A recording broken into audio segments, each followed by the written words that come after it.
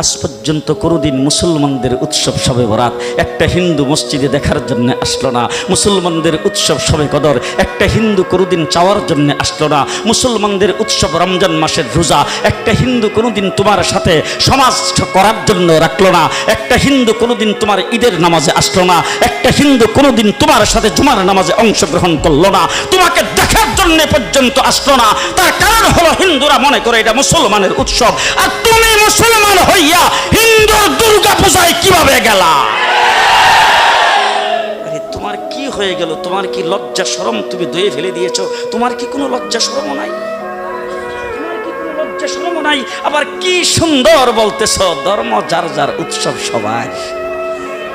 High high high, ও মুসলমান যুবকেরা ভালো করে শোনো, ধর্ম যার যার উৎসব সবার, তাইলে বিয়া যার যার বউ তো সবার। জি, বিয়ে যার যার বউ সবার, পুষ্কুনি যার যার মাছ সবার, গাছ যার যার ফল সবার, ক্ষেত যার যার ফসল সবার, দোকান যার যার মাল সবার। এখন ঘুমাইছে কি কথা বলেন না কেন?